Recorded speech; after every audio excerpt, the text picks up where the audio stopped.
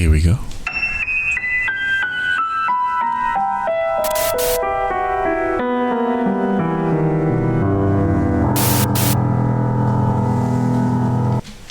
And we're back. And we are back with another episode of Naik Bulu Tales. We need to be utilizing these sound effects. Yeah, more. we should be. You know, we're not doing it as much. Anyway, I hope you guys are doing good out there. We are doing great. Mo, Yeah. you're doing good? Pretty, ups and downs, but Yeah. still moving. Still moving. We're still moving with this podcast too, which is great. Yeah. Thank you to everybody who's been watching.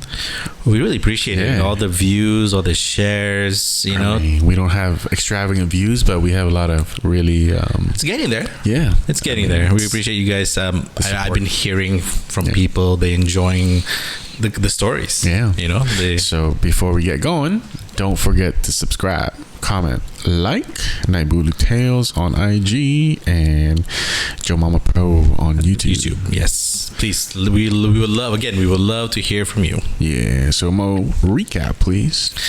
Okay, it's Naik Bulu Tales. Yeah. Right? Okay, so our little show here is basically inspired from the American Horror Story Tales from the Crypt. And Naik Bulu means goosebumps or hair raising, which I think our last episode there was some hair raising, goosebumpy. Yeah. We've been getting some really good storytellers. That's Yeah, it's amazing. I'm proud of us. Okay, I am proud of us. I think the best thing about our guests is they want to tell the story. Yeah. Like they really want to tell, and they've experienced it or they've heard it, and they've done amazing with it. Yeah, and if you remember, you guys can always submit to us either comment on our YouTube channel, Yeah. or go into our DMs on Naik Bulu Tales and tell us that you want to submit a story, and yeah, we'll get in touch from there. Yeah, especially if it just happened to you. We want to hear it. Fresh off the boat. So again, we did this. We did Naik Bulu Tales as just IG live during the pandemic, and it kept us busy, and it kept you guys entertained. Yeah. And with that being said, Rel, you got your story. So this is a segment where we do our stories, Yep. where we find stories from all over the world or locally, and just share it out with you guys. So my first story comes from the source World of Buzz. Right? And the title of this story is The Floating Sleepwatcher. And it was submitted by a person named Mint. And this is how the story goes. All right, let's hear it. It's a short story, but I was a chemist at a paint factory in Klang. This incident happened in 2016 when two other colleagues and I attended training at a hotel in Johor Bahru. We checked in around 6 p.m. in the evening after the training and then had dinner and a chit-chat session before going to bed. The three of us decided to combine the two single beds and slept together. I slept facing the sliding glass. Sometime after midnight, I wanted to switch sides, and that was when I noticed a tall, slender female figure with shoulder-length hair and grayish skin staring at my friend who was asleep on the other end of the bed near the toilet. What shook me the most was the fact that the figure was floating above my friend. I tried to ignore what I saw before my eyes, but it was too late when I realized the figure was now looking back at me. I knew I was in trouble when she started to roam mid-air towards me, and that was when I quickly shut my eyes. I tried hard to turn to the other side, but to no avail, as I could barely move. As I was struggling, I felt a slight pain on my forehead, and I could tell that the figure was trying to turn my head towards her so that I could see her face. I attempted to recite prayers, but under the pressure, I couldn't remember them. I decided to just open my eyes, and I saw a long grayish arm right before my eyes. Oddly, it disappeared immediately. I turned to look at my other two colleagues, and they were sleeping so soundly. It was around 3 a.m. in the morning. I knew I couldn't bear to stay in the room anymore, so I quickly changed, grabbed my phone, and headed down to the lobby where I had a nap until 6:30 a.m. I returned to my room as if nothing had happened and got ready for the second day of my training. I don't think I'll ever stay in that hotel again. Oh man. I mean, to wake up to that, To see. I mean, you know what it reminded me of? That scene in Ghostbusters when there was the ghost. The ghost was above when they were sleeping in their headquarters, and there was a ghost, a female ghost, floating above Dan Aykroyd's character, Right. and she unzipped his pants. It's like that's a bit much, but this one wasn't very. Yeah, this one was. I mean, you would the creepiest part, I think, was when the fact she saw the thing floating toward her. Yeah. I mean, imagine you're just in your bed and you see this floating figure, and you're like, "Oh, damn, my friend's gonna get it," you know. And suddenly he's like, "Oh, looks at you." Yeah. And everybody's sleeping soundly, right? Yeah. And it's only. Maybe was she? Do you think she was a target?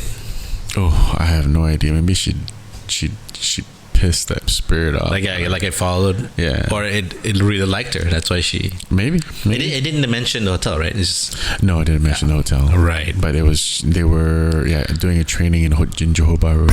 Let's get to yours. Yes. Okay. So mine from Reddit. I guess I'm the Reddit guy now. So from the subreddit Ghost Stories, from the user Occident94. So it's OCCIDENT 94. So it's a question. Creepy Scottish ghost encounter? That's the heading. So, I don't believe in ghosts. If I see someone I don't know and trust, like on TV, for example, telling a ghost story, I struggle to believe them. That being said, I had an experience when I was around 10 years old that I'm going to share today. This was in approximately 2003. Oh, I forgot to mention, this was shared just 1 day ago. Oh, okay. Right. Fresh. My friend and I were walking to football training. I live in a quiet countryside town in Scotland. To get to the football training, we would walk past the tennis courts as it saved a lot of time. The tennis courts are located at the bottom of a wide open grassy area. Next to the tennis courts is a sloped section of ground that runs the length of the court. I think it's meant to be the stand where people can sit/stand and watch. It's sort of like a grassy pyramid that's been stretched out in length. There is a path that leads down to the stand and just stops. On the far side of the stand is a small wooded area. We were on the path walking toward the tennis courts, and it was broad daylight. No one is around. The wooded area briefly falls out of view as the path is on a slight decline. We walk up the hill of the stand onto the main body of it, and there's a woman standing at the trees. She is stood with her hands clasped in front of her. I guess like this. I think, clasped in front of her, looking directly at us. Interesting observation. My friend and I are walking toward her. She is stood between a fence and a small stream that's guarded by a waist-height fence. We walk the length of the court, now less than 10 meters from her. She hasn't moved. She's just continued to stand and stare. We turn to the bottom of the court now with our back to her. We haven't said a word, but we looked at each other and ran. The woman was gray in appearance, but wasn't transparent or anything. She looked like a real person, but she was sort of uniform color, washed out looking, clothes included. It's quite hard to describe. She didn't move once, and I don't mean she just stood still. She didn't move at all. She was three-dimensional, but it was like she was a cutout that had been placed there. My first thought wasn't, oh my god, it's a ghost. Only afterward did we realize that we might have just witnessed one. There is nowhere this woman could have come from. There are 2-meter fences blocking everywhere apart from the far side entrance to the tennis court and the approach we used to get there. The far side entrance line of sight is never broken. The stand only obscures a part of the wooded section. So she simply was not there. We broke line of sight for 5-10 seconds and there she was. The village I live in is small. I had never seen this person before, and I've never seen her since. So for a good 10 years, that area would terrify me at night. I would hug the fence until I had to turn my back to the area we saw her, at which point I would run. Doesn't matter how muddy the grass was, it was genuinely too frightening to care about the condition of my shoes. I don't know how to explain this. I tell people I don't believe in ghosts if they ask, but I always offer this story as a consolation. Looking back on it, I wish I spent more time looking at her. As it was happening, despite not realizing what I was potentially looking at, the unbroken eye contact was unsettling. It made it difficult to look at her. So that friend and I don't speak anymore. We haven't for about 15 years. But I bumped into him in town about 4 years ago. The first question I asked him once the greetings were over and done with was, "Remember we saw that ghost?" Yeah. He said, "I do, mate. I you know, these kind of things that happen during the day, that this is what Could be even freakier, right? yeah, exactly. It doesn't mean horror doesn't mean only purely at night. Of course it does give that ominous feel, but remember that movie, what was it, the one that you have to spread the virus, but it's like a virus ghost. It keeps chasing you. It follows? It follows, or so it follows. Yeah. That was night. That was day. Ghost. Yeah, STD ghost. That's right. Spoiler alert for those who haven't seen it. But yeah. But see, what I found interesting was his comment when he said he wished that he could have stared at that thing longer just to get a more fuller image of that thing. But then when we were I don't think anybody really at that point in time when you see something you could ever really like look at it for so long. But that's because I think, like the heading says, he doesn't believe in ghosts. Like in the beginning of the story, that's complete. Till this day, he wasn't sure until it was an afterthought. Right. So I guess he thought it was an actual person, a real person. That's why he kept staring. Like, okay, I've never seen this person before, and you don't move at all, and don't even blink. So this is in Scotland, you should. Yes, Scotland. I didn't say what town. Small village in Scotland. No, that's a bad accent. Yeah, Sorry. Ewan McGregor. I try to go Scottish. I try to find somebody who's Scottish and pronounce his name the way his name, and then I can get the accent, right? Yeah, well, cool. I mean, let us know what you guys think. I mean, these are what was the title of your story again? Something to do with the floating sleep watching. Watcher. That's very direct. Yeah, that's super direct. Yeah, floating sleep watcher, and mine would just ghost encounters. That's basically. So that's the end of our storytelling segment. Yes, and we're gonna go through with our favorite part, with the guests. Yes. So we'll be right back after these non-messages. Transition.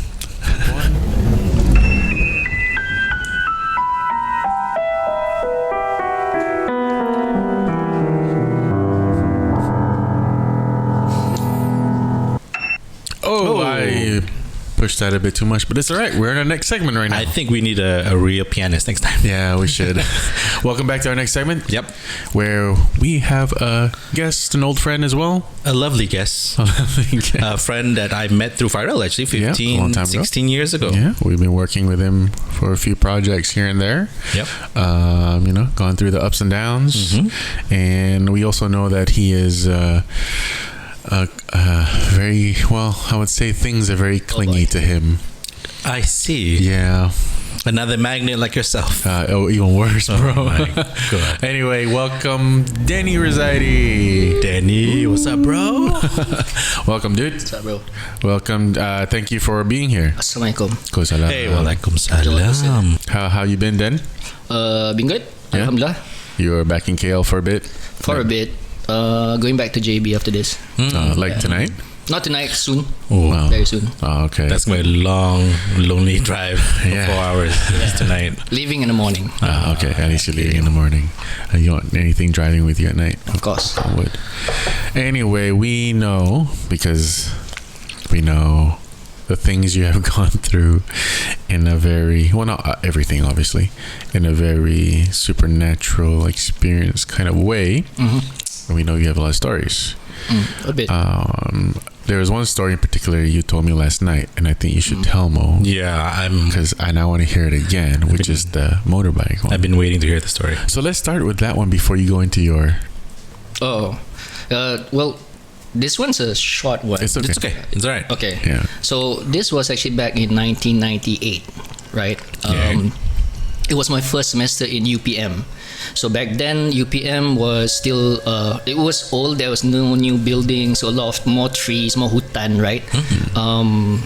And really quiet at night, especially. All right. So me and my buddy, my college mate, we would usually go out midnight to play snooker, right? That's the only thing you could do, right? But usually people don't go out that late also, even in UPM. But we usually go out 12 midnight. That's the earliest we'll go out. And after snooker, usually we come back about 2 or 3 in the morning. And you have to take this route, right, where you pass, it's a main road where you pass the mosque on your right and then the Chinese cemetery on your left, right? So at night it gets creepy lah. But usually I don't really think about stuff because after snooker I'm sleepy. I just want to go back, so I don't think about anything. I'm just on the motorbike. Usually I'm behind. Yeah. My buddy is driving, is riding. Okay. So we'll be riding back, and usually I'm just like half asleep, right? So I don't know what's going on. I just let him drive, right? So we're passing that cemetery, and then I can't remember. We were passing that cemetery, and then so it was pitch black, no lights, no nothing. Yeah. It was just no, there was street lights actually, But very far apart from each other. very far apart. And so we were coming up to the cemetery, and then suddenly my buddy he's trying to swerve, right? I don't know what's going on because I'm half asleep, and I snap out of it. Right. So he's trying to swerve, and when he swerved, I saw something come straight at my face really fast, and it knocked me really hard. I almost fell from the bike. It knocked me really hard like that. You felt it. I felt it. It knocked me in the face. Wow. So it knocked me like this, and then I looked to my back, and I saw like this shape like that, right? Okay, with things coming out from. What shape of what? It was the shape of a head, No. like a flying head. No. Like was it not lang sui, but Penanggal. Penanggal. They call it penanggal. I've heard of Penanggal. Yes. So when I look back, it was floating away, with like things coming out from its neck. Maybe it's the spine. the spine, Yeah, stuff like that. That's what Penanggal is. Yeah. Right? And then but I still didn't think what I don't know what it was at that time. Okay. Right. I never thought of anything. Sure. Right? Yeah. And suddenly I was gonna ask my friend. So my friend had his helmet had the tali right coming out. Uh-huh. So I thought maybe it's that, right? So I put my face next to the tali and let it hit me, but Yeah, it wasn't wasn't that. Yeah. And then, but I was gonna tap him, but suddenly he sped up really fast. He was speeding. I was tapping him. He's like, wait. He sped up. So we went straight back to the dorm. He parked, and then I was gonna ask him, hey bro. He said, no, wait, nee. So he ran upstairs. So I ran I ran behind him and he went into the room. We went to the room. He locked the door, and then he immediately looked at me, and then he asked me, bro, kau nampak tak kepala dua tadi yang terbang tu? Kepala dua. Ada 2 heads. So apparently there were 2 heads. So he swerved actually to evade one coming from the left. Oh my God. So when he swerved, the one on the right hit me. So I didn't know it. Only then I was like, why didn't you tell me it's a head? Like. Yeah. So you literally got hit butted Oh my. by Penangga. So apparently, Penangga, early in that morning, somebody had died, and the body was being buried at the Chinese cemetery. Oh. So that is their food actually, new bodies. So Penangals are not ghosts. They're inhuman. They are human, monstrous. but they have sometimes they have ilmu lah. They have black magic, whatever. Right. Sometimes it's passed down from generation to generation. So sometimes they don't even have a choice, or they don't even know they're penanggal sometimes. Wow. What is the purpose of penanggal? For someone who holds it as a saka kind of thing. Yeah, I don't know. Maybe power. Really? Yeah. So apparently somebody died, and the penanggal came that night to eat lah. That's it. That's their food lah. Apparently. So they knew At it was the- fresh meat. Fresh meat at Fresh the, meat. at the cemetery. Yeah. But you That's said crazy. it was a Chinese cemetery? Chinese cemetery. Chinese cemetery. So that area, memang it's like quite famous to be haunted. A lot of stuff happens there, like a lot. Penanggal. 2 penanggals, dude. There was This this. dude. What hit your face? That one literally hit my face. What do you want to say? You know, no, what I want to say was, we had another guest, like the other day. Yeah, I don't know if you watched the episode, Hadi. He was saying he gets jealous that people get to see these things. He wishes he got hit by He a probably penanggal. wishes he got hit by a penanggal. He would 2 some more up in his face. I'm sure he would like, love to penanggal. Hit me again. But dude, that is honestly, that sounds freaky as hell. And then experiencing, even though you were half asleep, you were like, Actually, a lot of things happened in UPM. That one literally hit me. The things we saw, the things we heard, a lot lah. that is an encounter. I mean, That that's is, literally it's like first-hand encounter. which is Remember, nuts. we actually worked on that shoot for the Contender. Yes. So right next to the cemetery is that house, the haunted house. The Yes, Chancellor's where house. we brought the bomo Yes. to cleanse the place. Yes. It's right next to that. You're right. You went to UPM, right? So Sri Kebangan, right? Sri Kebangan. So, yeah. And then? What do you mean? And then what happened to that Oh, yeah, house? yes. Like, That- what's going on at that house? The Chancellor's house? That one, There were some spirits. there were a lot of spirits. Yeah, it was actually. very crass. It was very crass. So we did a shoot there for A reality show? Reality show. So we wanted to house the contestants, the reality, the actors, The fighters. the fighters, into that house, right? So, but it was very well known that that house is haunted. So we had to do a cleansing. Yeah. Okay. So we called this Ustad, and Yes. I don't know whether you were there, but I was there, and I saw the Ustad like talking to the table, an empty table. That part, I was not there. I wasn't there for that. I was outside. Okay, I was there behind the Ustad at the door actually, but I saw like the chair like went down a bit, like something's on it. Oh man, You weren't there. I wasn't there. I was outside. Yeah. So the chair went down a bit. And it was a strange sight because he was talking to like things that weren't there. Yeah. And then after that he came. Remember he came to Rosie, right, and told her that okay, we've struck a deal. Basically, don't come in, don't go out certain times. Remember those deals? Yeah. I can't remember all. What's it called? The rules. Yeah, the rules. Remember one of the drivers also broke that rule. Yes. I Right. remember that, and a girl, she had a period, and a girl can't get into the house during the hour of the time it's being cleansed. I remember That one I don't remember. I remember I heard that. Okay. That was a problem because somebody was saying "alamak," What was going on with the driver? The driver went in really late at night. He broke that rule. Yeah. So he went upstairs and he was walking towards the fighter's room at the end of the hall, but instead he's at the end of the hall there were these 3 aunties that came out. Like This one I don't remember. we were there at night. We were there. And these 3 makciks came out, long hair, because there's not supposed to be makciks there. It's all fighters. Yeah. right? What are they doing, right? Yeah, so 3 makciks with long nails came out chasing after him, like So he ran to to his van.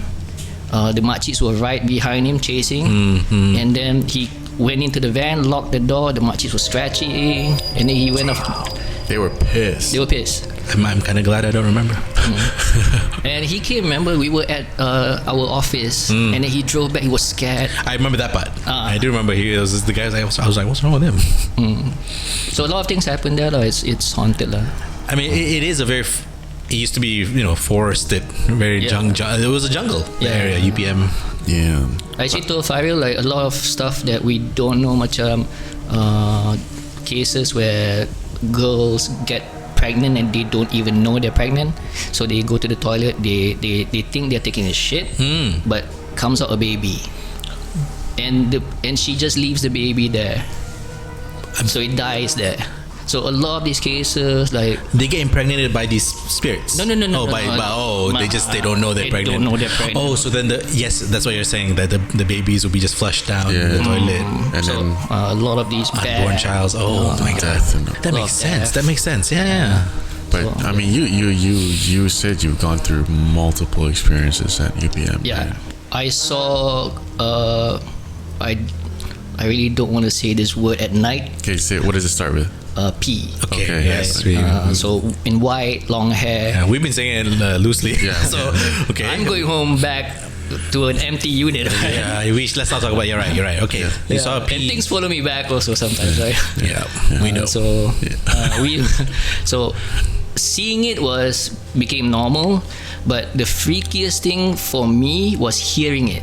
Right? I saw it jumping from tree to tree. I saw it once in the middle of the field. I'm sorry. This is where you stay. You saw this UPM, yeah. Oh, UPM some more. Yeah, there was once, it was right behind the park guard's house, and the park guard, we saw it, and then the park guard's like, just go, you won't catch out, you just go, So seeing it was normal, but for me, the freaky thing was hearing it.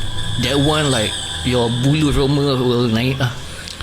I heard, we took this back road through the hutan. We didn't want to go through the park guard, right? So it was pitch black, nothing. It was just hutan. So it was quiet, really quiet, and suddenly you just hear the shriek, like like imagine you're alone in the hutan, like you hear that. I mean, I remember when we were on the shoot, right? I mean, and we had late nights, and we would be there late night too. And it was, you're right, it was quiet. It was eerily quiet, like not like. Imagine suddenly, a screech, yeah. Oh my god! UPM should offer a bachelor's in ghost hunting. I think that's the next in the curriculum that we should talk about to them. Not a bachelor. They should offer a reward for people to at least a PhD. I mean, you're there, right, doing your thesis. That's pretty crazy. Yeah. Oh man. So your experiences do you have a lot of experience with peas? In UPM, yes, seeing them quite a bit. Okay, so were you alone, or the other people hear it too? Once when we saw the one behind the guardhouse, it's the same one actually. Every time we see it's it's the same one. So that one, I saw it with my buddy. My buddy saw it. I was behind as usual, being half asleep, and then he was like speeding up, and I saw the park guard. The park guard's just like, just go, we won't catch you. But you saw the figure itself. I saw the figure, but you didn't see the face, I didn't see the face. It's always covering the face. It was covering. You see the hair. It was just like that. Right. But it's able to float and fly. I saw it jumping from tree to tree. Wow. So there was once we saw at the park guard's house. It was really late. The park guard didn't allow the bike to come in because he was staying outside. I was a student staying inside. So he said, okay, you cannot come in because you stay outside. You have to go back, walk or whatever lah. So I had to walk lah. 3 o'clock in the morning, and it's a big road, big trees, and then so I walk. I'm in my hair thinking, and then suddenly I see this thing jumping from tree to tree. I thought it's a squirrel or something, and then I'm like, oh cool, it's jumping really far. But tengok betul-betul, it's not a squirrel lah, because it can't jump that far. And then like the way it's jumping is really slow-mo, like it should be going down by that. Wow. So I had control of it. Yeah. Wow. The one in the middle of the field, that one was making itself seen, like look at me, like. Oh, there's another one. No, same one. But that one. The one different night lah. So I don't know why I keep going out though. Yeah, man. I mean, stop going to snooker at 3 o'clock in the morning. So I have another story. This happened back in 2010. Right, I was working with this company, and so we were in the midst of doing this group trip to Pulau Pangko, to Pangko Island. Right, so my task was basically to do a reconnaissance, to go to the island, recce the rooms, the activities, the food, the beach and such. Right, so I had gone there with this other guy, Abang Raja. He's from the partnering company, which is Firefly Airlines, right? Okay. So he drove, and I rode with him, right? So we drove from here to the jetty, no problem, and then we went to the island where the hotel staff greeted us, and this kakak took us around, right? One of the staff, I think it's the manager, I can't remember. So she took us around, showed us the room, the lobby, the restaurant, everything.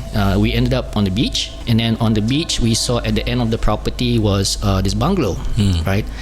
It looked very secluded. It had that secluded feel, so it's darker, like, you know. And so we were like, hey, there's a bungalow. This could be cool. We might want to take this bungalow. Maybe our boss wants it, or you know, whatever, right? So we told the kakak, can we check it out? And the kakak said, yeah, sure.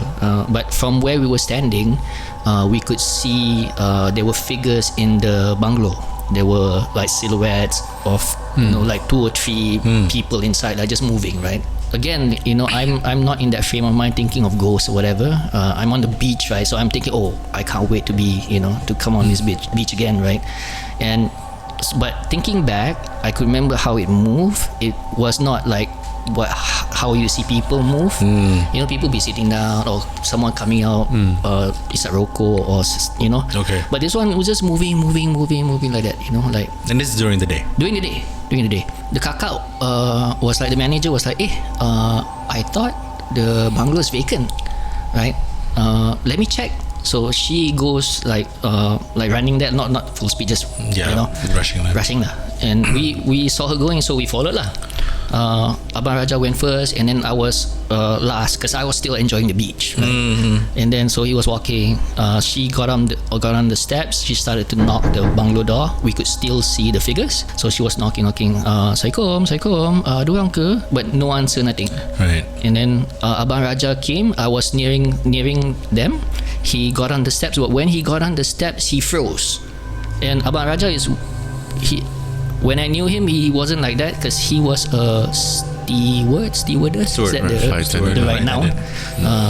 So he's talkative, he's warm, right? He's bubbly. But when he got on the steps, he froze. He went quiet.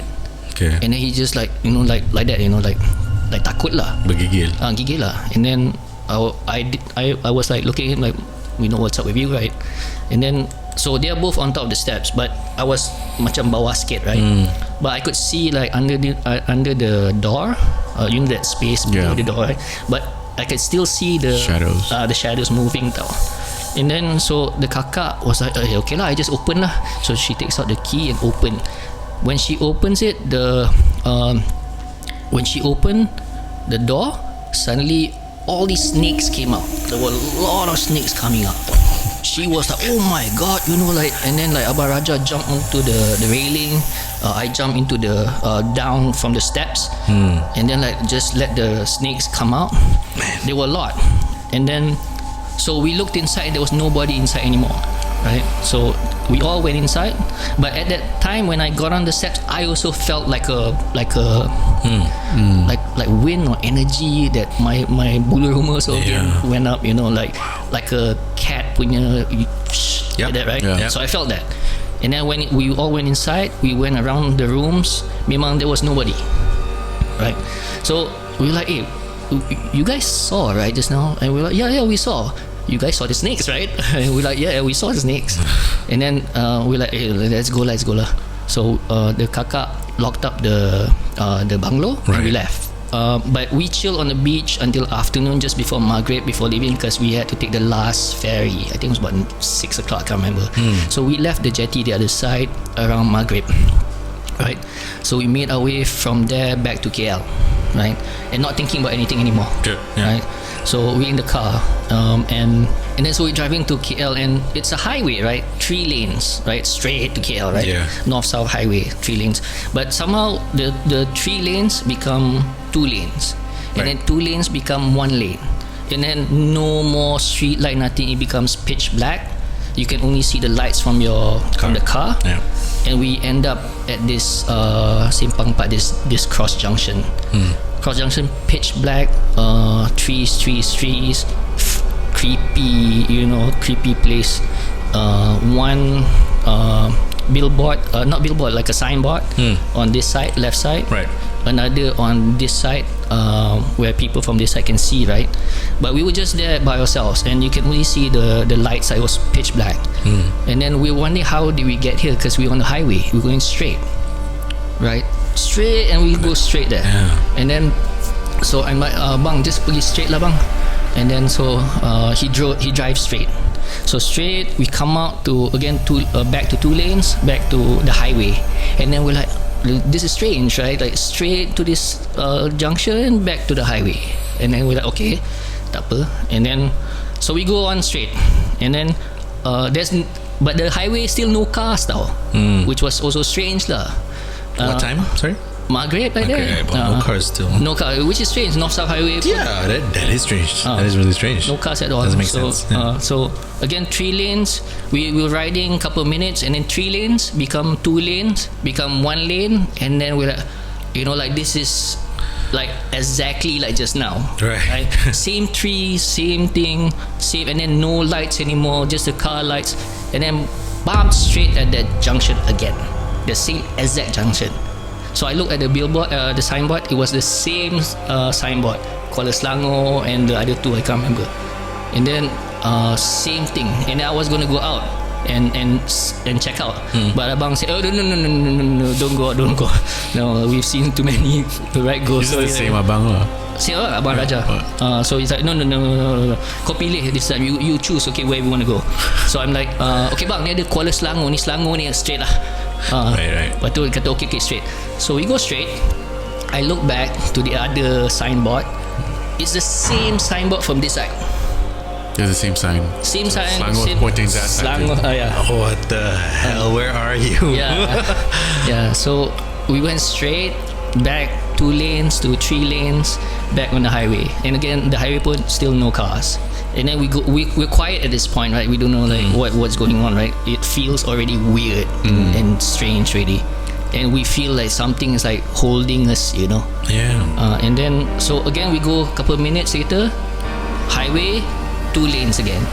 At this point we're like, what bang, like why and then 2 lanes become 1 lane, and then same tree, same everything. We're like, holy crap, like, and then up same junction. You're like in a loop.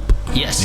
Yeah. So same exact junction, same signboard. So we're there. We stop. We feel like giving up, right? And of course, during those times, baru nak fikir Tuhan lah. So usually. So at that time, the abang was like, okay, then you just baca lah apa yang you boleh baca. Right? So we spent like 5-10 minutes just sitting there, just baca, minta like really, Ya Rab, oh my Lord, please help, And after that, Alhamdulillah, we went straight. We came out again, 2 lanes, 3 lanes back on the highway, but this time it was different. The highway dah like normal, like cars and whatnot. But we came back to KL. We saw that it took us 10-11 hours. What? Yeah, 10-11 hours. During that time when you were going through all that same route, did you check your watch? Like, We checked like what time we left. From Bangkok it's a 5-hour drive, right? Only. Yeah, And but then this one 11. and then like the highway, no cars, nothing. Was even when it became normal, it was still steady flowing because it was weekday. We were working, right? So we go like weekday. Man, But it took us 11 hours like like that. lost time, It's like you were. Wow. What time did you leave? From the jetty. Around Maghrib lah, like that. 7:30. 7. Okay. 7-ish lah. By right, 5 hours. So by midnight, you were supposed to be in KL. So what time did you get back to KL? I can't remember, like the early morning. Almost subuh lah. Yeah, we were like apa-apa lah. Yeah, whatever's happening to them, they were so exhausted from it. You Yeah, tell yeah, they were like exhausted. penat gila. Yeah, we're like whatever lah, Take us, Lord. And then like, Oh my thank God. Thank you bang. Salam. get the fuck I have a question about Abang Raja. Why do you think he froze before the bungalow? He told me when we left, when we were stuck in that loop, he was actually telling me like tadi memang aku naik those tangga tak lali, aku rasa macam benda like evil. Oh, that word. And then like masa dia buka pintu tu lagi boom, aku rasa. And I was like, oh patutlah sebab you talk a lot bang, like so macam tu. But I also felt it lah, That's crazy. I was not really in tune, but I felt it lah. I mean, come on, snakes and evil. We believe you, by the way. Get these motherfucking snakes on this motherfucking bungalow. Damn. Well, Wow. Yeah. if you guys like Den's stories, If you heard something Oh. similar, anything to do with snakes too, because we know kind of it correlates with each other, right? The snakes and evil kind of thing. Yeah, comment, like. If you have any questions for Den, you can DM him. Slide into his DMs. But thanks, man, for coming on Thank you very and much. telling us your freaky ass stories. And I love the way you told it. You know, it was engaging. I was following, and you know, you didn't leave any details out, and it was perfect, man. Thank you so much. When you leave my house, please take them all with you. No thanks. So you taking him home? But yeah, thanks again, guys, for watching. Appreciate it, always guys. supporting. Don't forget to subscribe, comment, like. My name is Fairil. I'm Mo. This is Denny. Naik Bulu Tales. We'll see you guys again. Peace.